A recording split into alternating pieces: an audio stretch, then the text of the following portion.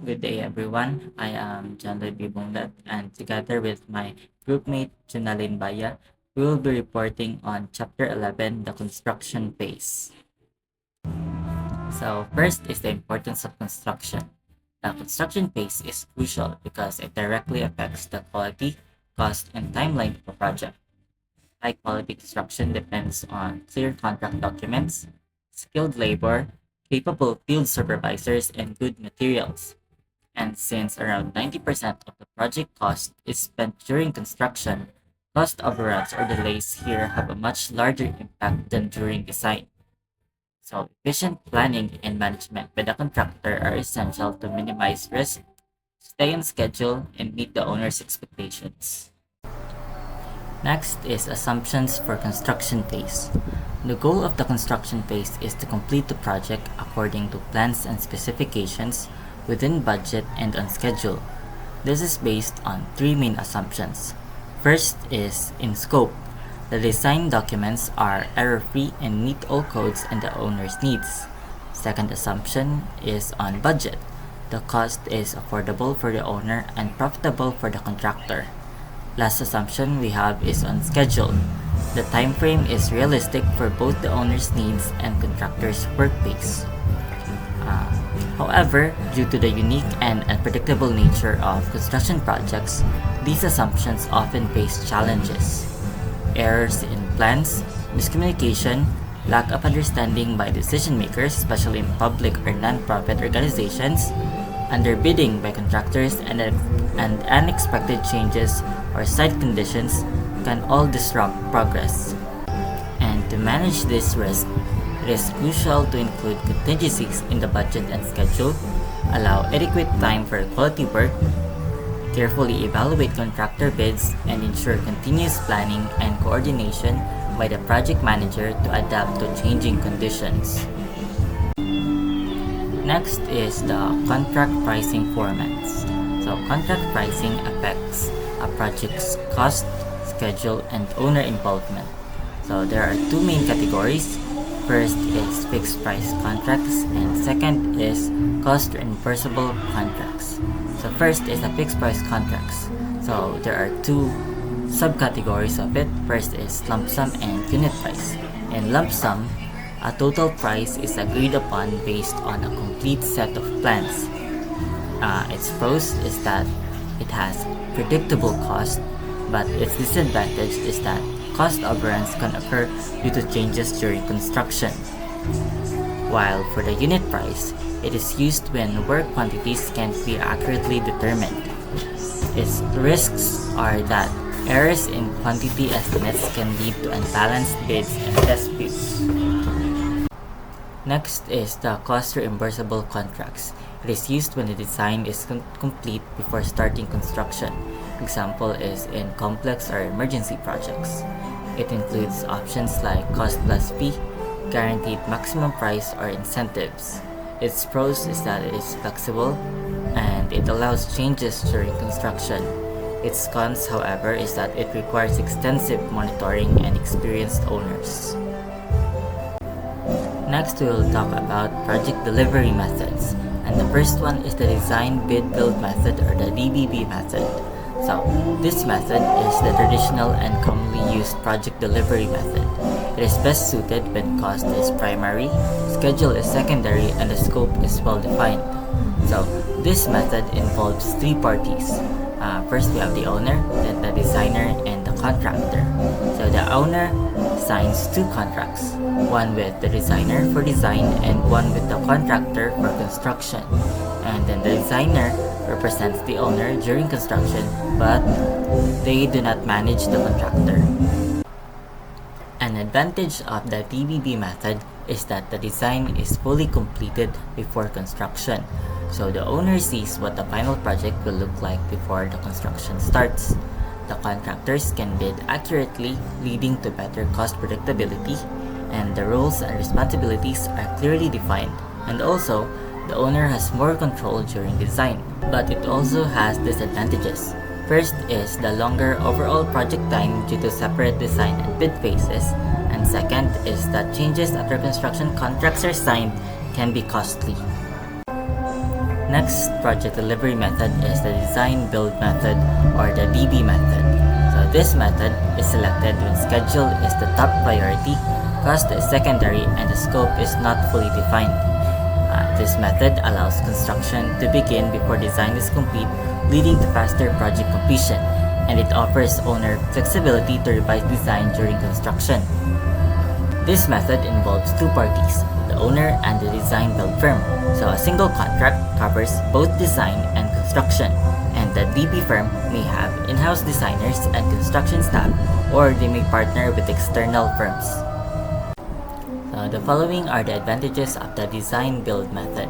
First, we have faster delivery due to overlapping design and construction. Then there is a reduced conflict between designer and contractor, and there is streamlined communication with one point of responsibility. And last advantage is that qualification-based selection ensures firms are chosen based on experience, quality, and performance rather than just price. However, it also has disadvantages. First, we have the total cost is not known upfront as design is not complete at the start. Then another is that inspection challenges may arise since the same firm handles design and construction. To solve this, the owner could use their own qualified inspectors or hire a third-party inspector. For the contract types of this method, they are often cost reimbursable but may also include guaranteed maximum price with bonuses or penalties based on final cost. Next project delivery method is the construction management method. So construction management involves managing a construction project on behalf of the owner with several variations in structure and responsibility. So its main goal is to provide a single source management while allowing the owner to control involvement level. And there are also types of construction management. First, we have the agency CM, which is also called pure CM. So the construction management acts as the owner's agent.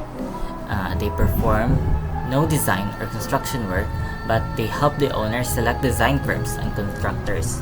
There is no risk assumed by the construction management because all contracts are between the owner and third parties, but the construction management is paid a fee for all their management services. The next type of construction management method is the corporate construction management. So this one is similar to agency construction management, but the construction management services are done by the owner's internal staff, but the design and construction are still outsourced. The next type of construction management method is the construction management at risk. In this one, the construction management performs some design or construction work assuming project risk, and they may operate on a lump sum, cost reimbursable, or guaranteed maximum price basis. The CM at risk has two subtypes. First is the contractor CM, which just focuses on construction and they hire out the design process, while the designer CM focuses on design but they hire out the construction. Next method is the bridging method. It is a hybrid approach combining elements of design bid build and design build. It is commonly used for building type projects. So for how it works, the owner's designer creates contract documents that define functional requirements or how the building should perform. These documents also specify the desired appearance and use performance specifications for construction technology. The engineering or construction contractor then takes over to produce the final design or the construction drawings and provides construction services, often through subcontractors. Next are fast-track projects. So fast-track refers to construction projects that are driven by tight schedules and must be completed as quickly as possible. So in this type of projects, the design and construction phases overlap. So this means that construction begins before the design is even fully complete. So this is used to save time and accelerate project completion, and they can be implemented using the design build or construction management project delivery methods. So why do we use fast track? So one reason is to meet critical deadlines or beat market competition.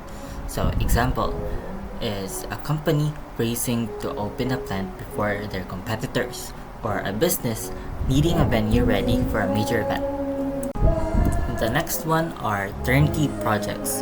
So turnkey projects are those in which a single company handles everything from design to construction to operational setup and then delivers the fully operational project to the owner. Turnkey delivery gives the owner a single point of responsibility and is ideal when the owner wants a hand-off approach with minimal involvement during the project's development. So the key features of this project is that the provider designs, builds, equips, and prepares the facility for operation. The project is ready to operate when handed over, hence the name turnkey. The owner just turns the key to start using it. And these types of projects may also include securing the land, hiring and training staff, and managing all design and construction tasks. Next, we will talk about the design development and performance specifications. So, some owner organizations may have limited in-house design capabilities. In such cases, they initiate a project using preliminary design drawings and performance specifications, then bring in expert contractors to complete the work. So design development drawings may only be 30 to 50% complete at the time of bidding. The performance specifications are then written to describe what the systems must do in the project rather than how the systems will perform. And the design build contractor completes the final design and handles construction, often chosen for their specialized expertise. This one is typically used and more common in process industries, for example in oil, gas, and chemical plants, where the owner knows the operational needs but outsources the technical design and execution. Next is prospective bidders and bidding. So selecting the right contractor is vital for project success as they provide labor, materials, and expertise. Owners usually require bid bonds before accepting bids and performance and payment bonds after contract award to protect against risk. Pre-qualification ensures bidders have the right experience, financial strength, and safety record. And for competitive bidding, at least 3 quality bids are preferred. More bidders increase competition, but quality matters most. Setting a reasonable bid period is important. Too short may lead to poor bids, but too long may cause delays. Changes during bidding are issued as addenda, but too many addenda can scare off bidders and increase project costs.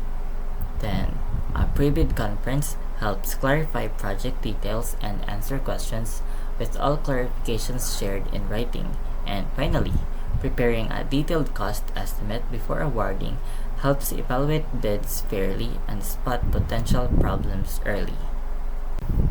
Next, we will talk about qualification-based selection. So in QBS, instead of choosing the lowest bidder, the contractor is selected based on qualifications, technical expertise, and value offered. So for QBS projects, the owner shortlists qualified firms, then issues a request for proposal or RFP. RFPs typically ask for project approach, management system, technical capability, relevant experience, and cost proposal, which is only used as a reference but not the main criterion.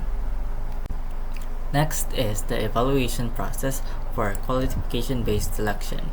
So each proposal is scored using a weighted system based on key criteria, which are the following. First is management information systems, then project schedule and cost estimate, personnel qualifications, which are the resumes of key team members, then quality assurance or quality control plans, and subcontractor management strategy, resource utilization plans, health and safety approach, financial stability, and experience and references. The owner assigns scores to each criterion, in which weights are usually undisclosed, and the contractor with the highest overall score is selected. Next are construction schedules. A construction schedule is essential for planning, coordinating, and managing a project efficiently. It outlines all required activities in a logical sequence and displays them on a timescale to guide timely completion. Its purpose is to ensure that all work is properly planned and executed. As changes occur, the schedule must be adjusted accordingly. The job site superintendent should play a key role in preparing the schedule. Since they observe daily operations, their input ensures the plan is realistic and actionable. So let's proceed to problems with construction schedules. Construction schedules are often avoided by contractors to prevent accountability for proper planning and coordination. While incentivizing schedule creation through contract payments is effective, it also risks contractors using the schedule to inflate claims for additional time and cost. Requiring schedules presents legal risks for owners if those schedules are later used to support contractors' claims, but not requiring them leaves owners with no way to monitor progress or coordination. So in this case, some contractors daw is ang contractors daw is avoid submitting schedules to limit owner oversight and accountability. So without a schedule, owners cannot track progress or prove poor planning. To encourage schedule submission, contracts can tie payments like second mobilization cost to providing and updating schedules. However, some contractors misuse schedules to justify claims for extra time and cost rather than for project planning. So, approved schedules can be used as evidence against owners in disputes, creating legal and financial risk. At the same time, not requiring schedules leads to poor planning and lack of progress tracking. So, ang owners should carefully review and approve schedules to minimize risk and ensure effective project coordination. Then, the next one is precautions for construction submittals. Submittals documents transmitted from contractor to owner or designer for review and approval often lack a specified review times and construction schedules. Ambiguous timelines can lead to disputes over delays and impact claims. To mitigate this, contracts should include provisions specifying reasonable review periods. Like, ang minimum days is 20 days and a schedule for all required submittals. This clarifies expectations, prevents disputes, and allow for better project planning and resource allocation. So, sa precautions, submittals are documents sent from contractors to owners or designers for review and approval. Some contracts specify a review period to prevent project delays. Contractors often set short review times and schedules, and if accepted, this becomes the standard for a reasonable period. So, any longer review time may be unreasonable, allowing contractors to claim delays. If submittal dates are missing in the schedules, contractors may assume review start on the same or next day as the related work, which can lead to disputes if there are delays. So, to prevent these issues, contracts should define review time limits, such as a minimum of 20 days. Contracts can also specify whether resubmittals restart the review period or follow the same time frame. So, including submittal reviews in the construction, schedules reduces disputes and helps manage workflow. A contract provision requiring a submittal schedule ensures that all necessary submittals are planned. So, this also helps owners and engineers ensuring smooth project execution. So the next one is delivery dates of owner, furnished equipment or materials.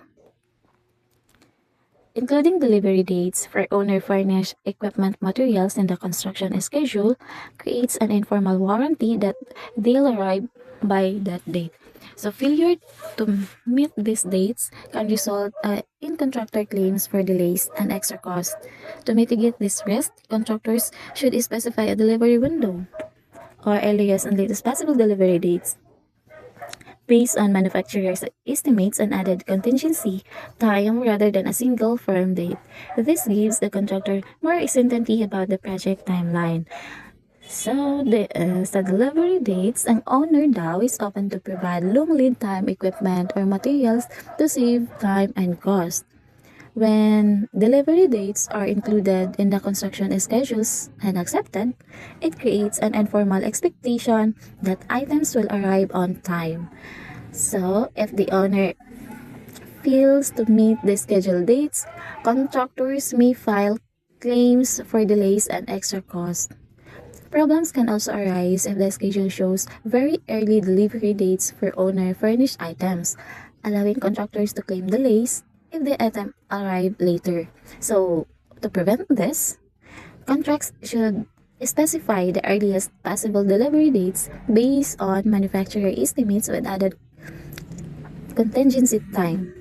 Another solution is to set a delivery window, stating that items must arrive no earlier than a certain date but no later than another. This approach provides contractors with reasonable expectation while reducing risks associated well, para sa furnished items. So, kini ay this expectation is kanang reducing risk associated with owner furnished items. So, the next is scheduling contractor procured and installed equipment. Simply, listing equipment installation as a single activity in a construction schedule is inadequate. Major equipment procurement and installation should be broken down into separate activities to ensure proper planning and reduce confusion regarding time. Alternatively, contracts can require contractors to provide a separate schedule detailing anticipated order and delivery dates for each piece of equipment, clarifying which items are considered major to prevent misunderstanding. So, construction schedules that only list equipment installation without detailing procurement and fabrication can lead to confusion and poor planning.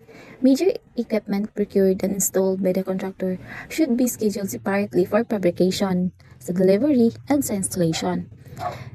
This helps in planning, prevents misunderstanding about delivery times, and clarifies contractor payment request. To ensure proper planning of contractor furnished equipment, contracts should require a separate schedule specifying order and delivery dates for each item. So the contract documents should also define which equipment is considered major to prevent miscommunication. Next, contract schedule constraints. Contract documents may include schedule constraints during the design phase. If the contractor's initial schedule submission ignores these constraints and the owner accepts it without modification, the contractor may later claim the owner viewed those requirements. Owners and designers should carefully review all constraints during the design phase to ensure they're accurately reflected in the contract and understand potential cost or time impacts. So, during the design phase, contract documents may include schedule constraints that specify the order of construction activities to avoid disruptions. These constraints are more common in renovation projects rather than in new construction. So, if a contractor submits a schedule that ignores these constraints and the owner accepts it, the contractor may later argue that the owner waived those requirements. This could lead to claims for adjustments in costs and time. To avoid such issues, the owner and designer must carefully review all constraints during the design phase and ensure they are properly included in the contract. Imposing constraints on contractors can lead to additional cost and time for project completion. So the next one is sequestering float.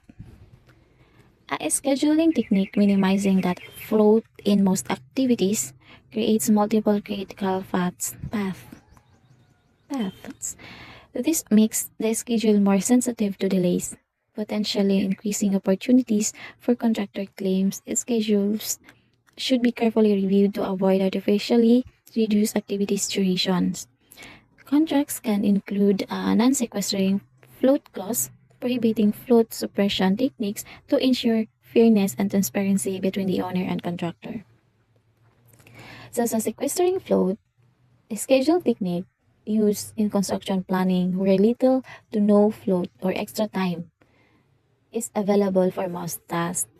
This creates a schedule with multiple critical paths or a single critical path with many near critical paths, increasing the risk of delays. If the owner interferes with the contractor's work, it can lead to claims for additional cost. The practice may also involve preferential sequencing, where tasks that could be done simultaneously are arranged sequentially, further reducing available flow and creating more critical activities. So, to identify interfacial float reductions, a careful review of the schedule is necessary.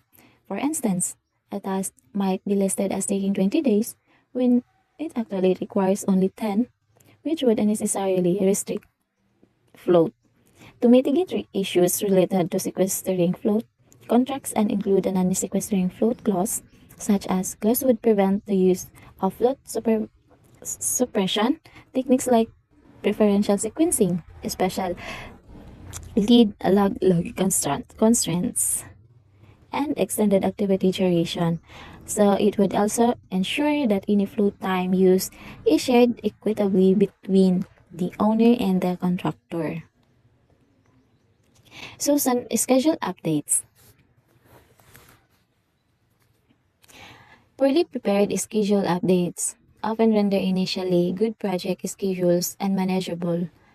The tendency to use activity constraints or start to start, finish to finish during updates creates complex logic, leading to confusion and distrust. To improve this, involving the owner, designer, contractor, and subcontractors in reviewing the update process is recommended. Joint discussions enhance communication, reduce surprises, and often eliminate the need for activity constraints. The best practice is to avoid using activity constraints when creating the initial schedule and subsequent updates. So, schedule updates. A well-prepared schedule at the start of a project can become unmanageable due to poorly handled updates. So during construction, there is often a tendency to introduce constraints to reflect actual work. But using constraints like start to start or finish to finish can create complex logic that is difficult to understand. This complexity can lead to confusion and a lack of trust in the schedule. So to avoid these issues, it is beneficial to involve key stakeholders, including the owner, designer, contractor, and major subcontractor, in reviewing the update process. Open discussions among all parties improve communication, reduce surprises, and help eliminate unnecessary constraints. The best practice is to avoid using activity constraints when the original schedules or making updates. So the next one is relations with contractors. While contractors lead construction, owners and designers play crucial supporting roles. A cooperative environment is essential for progress success. The construction industry unique nature necessitates strong teamwork and cooperation. Maintaining fair, consistent, and polite relations with contractors is vital, requiring diplomacy to navigate disagreements and conflicts that may arise. Ultimately, achieving the project's end product should always be the priority, leveraging the contractor's expertise effectively. So, ang relation with contractors, construction contractors play a leading role during the construction phase, but the owner and designer also contribute significantly. Successful project completion requires teamwork and cooperation among all parties. So the construction industry is unique because each project has different requirements, involves a decent workforce, multiple crafts, and must be completed within strict time frames. Additionally, the work is often performed outdoors under varying weather conditions, making effective management and collaboration essential. Building good relationships with contractors require fairness, consistency, professionalism, and respect. People must know when to be assertive and when to remain reserved to maintain a productive working environment. Disagreements and conflicts are common in construction, but can lead to valuable ideas if handled diplomatically. The goal should be to turn conflicts into agreements while maintaining a neutral stance when necessary. So, since constructions are independent business responsible for delivering the contracted product, they may not always agree with the owner. However, ensuring the successful completion of the project should remain the priority. Strong relationship between owners and contractors help maximize the effectiveness of the contractor's skills, labors, and equipment. So the next one is checklist of duties. The checklist of duties outlines the responsibilities during a construction project phase, specifically for construction management type contracts. For non-construction management contracts, the construction management duties are divided between the owner and designer, varying based on the specific contract's arrangement. So the checklist of duties outlines the responsible for the construction phase of a project under a construction management type of contract. So if the project does not follow the construction management contract, these duties are shared between the owner and the designer depending on the specific contract terms. Quality control. Construction quality depends on worker pride, skills, and experience, but also on the control of the construction process itself. A quality assurance program encompassing material and workmanship, inspection, and testing is crucial. The attitude should focus on meeting specifications and satisfying the owner rather than merely passing inspections. Modern quality assurance programs utilize statistically based specifications reflecting the variability in construction materials and processes, setting target values for contractors to achieve. So, ang kaning quality control kay sa construction, gina-ensures na nila nga ang work ma-meet niya ang required standards and specifications. So, it relies on skilled workers and effective management by contractors who are primarily responsible for maintaining construction quality. The quality control is involved visual inspections and representative sampling to determine material acceptability. So kung ang materials na failed niya ang specification or wala niya na-meet ang specifications, engineering judgment was used to decide on retesting or acceptance with minor deviations. Modern quality control programs emphasize practice management, requiring contractors to develop and implement their own quality control plans, conduct tests, and maintain records. So, owner or independent consultants then monitor compliance through inspection. Additionally, statistical quality assurance methods are increasingly replacing traditional specifications, ensuring consistency in construction materials and practices. So this approach helps prevent defects, reduce rework costs, and improve overall project quality. Dispute resolutions.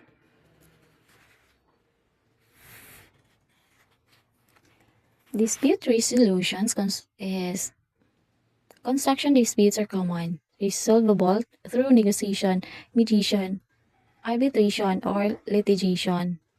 Negotiation is the quickest and most economical method, relying on voluntary agreement. Mediation involves a neutral third party to facilitate discussion and explore solutions. It's voluntarily and non-binding. Arbitration uses a mutually agreed upon impartial third party whose decision is legally binding. Litigation is the most expensive and time-consuming option involving the formal legal system. The American Society of Civil Engineers offers resources on avoiding disputes through cooperative problem solving and rest sharing. So, there is a dispute resolution. Is the document discusses different methods for resolving disputes in construction projects, including negotiation, mediation, arbitration, and litigation. It highlights that direct negotiations are often the quickest and most cost-effective way to resolve disputes, as they allow parties to discuss matters informally.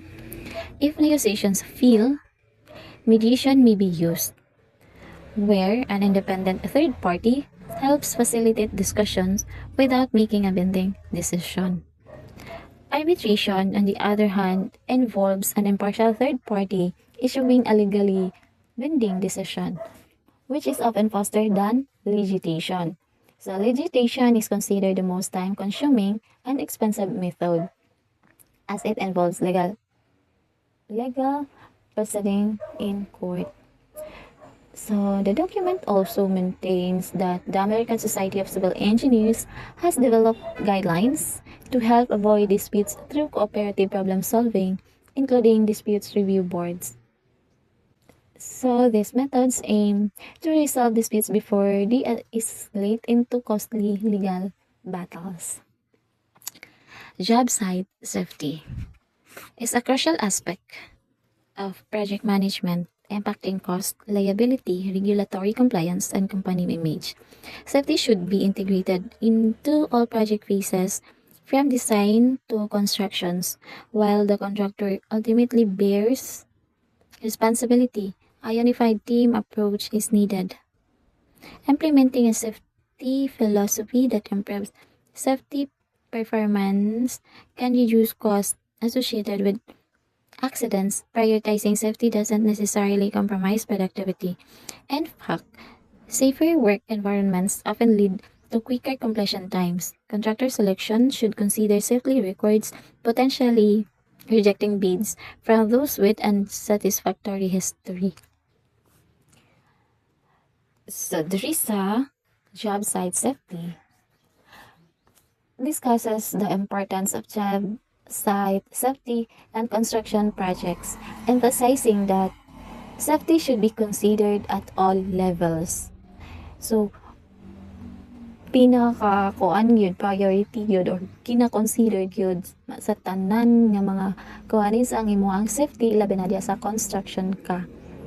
Just like planning, scheduling, and budgeting, it highlights that accidents not only impact workers but also have economic, so legal and reputation consequences for companies. Safety must be integrated into every phase of project design and construction rather than being treated as an afterthought. So the Occupational Safety and Health Administration is identified as the federal regulatory body ensuring worker safety. But the ultimate responsibility lies with management. Project managers must actively incorporate safety into planning, budgeting, and construction processes. A strong safety culture should be promoted at all levels of an organization, from leadership to on-site workers. Then, while constructors are primarily responsible for safety, a collaborative approach involving teamwork and proper safety management can enhance job site safety. So this point at the rising costs associated with accidents, including medical expenses, cost, productivity, and legal liabilities. So additionally, job site managers who prioritize safety are also more efficient. A safer work environment lead to increased productivity. Diba? Kung gina-prioritize ang safety sa mga contractors, so more efficient or more safer or kuan ka sa imong pagtrabaho. Dayon magka-increase or makuha ang imong productivity dira sa construction site. So lastly, this selection of construction contractors is typically based on their financial banding, capacity, and experience, but The document suggests that a contractor safety record should also be considered a crucial factor. So, poor safety records could lead to bid rejections, reinforcing the significance of workplace safety in the construction industry. The next one is management of changes. Changes during construction are inevitable. A change order system, formally documenting modifications, is necessarily. Change order impact cost and schedule requiring careful management. Early warning signs of significant changes can be identified, such as large differences between low and high bids, indicating potential cost growth. A proactive approach to managing changes involves regularly reviewing anticipated change orders and thoroughly evaluating the need for and impact of each change before implementation, considering potential ripple effects. Changes should be avoided unless absolutely necessary. So these changes, the management of changes, the change during construction are common and can come from owners, designers, and contractors. So these changes are managed through a formal process called the change order, which usually increases cost and delays the project. So to manage changes effectively, project managers should try to predict them early and monitor project carefully, especially when there is a big gap between the lowest and highest bid. Changes in one part of a project can affect other areas. Sometimes causing problems. This is called ripple effect. To avoid these issues, changes should only be made when absolutely necessary and should be well planned, agreed upon, and executed efficiently. And the last one is the resource management. Effective resource management is crucial for construction projects. Resources must be managed efficiently to minimize cost. Skilled craftspeople are vital, gaining expertise through training and experience. The type and quantity of equipment needed depends on the project nature. A well-defined work plan communicated to all teams is essential. Materials management is also critical, including acquisition, storage, distribution, and disposal. The timing of material delivery significantly impacts schedules, requiring a robust materials management system.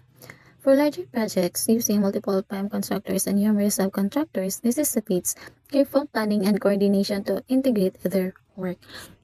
So, that managing resources like workers, equipment, materials, and subcontractors is essential to keeping construction costs low and project running smoothly. Skilled workers also need proper instructions, materials, and tools to do their job well. Poor work usually happens because of bad management, not because workers are lazy. Equipment should match the project size, and delays can happen if the right equipment isn't available. So materials must be carefully planned and delivered on time to avoid delays. A good materials plan helps keep everything on track.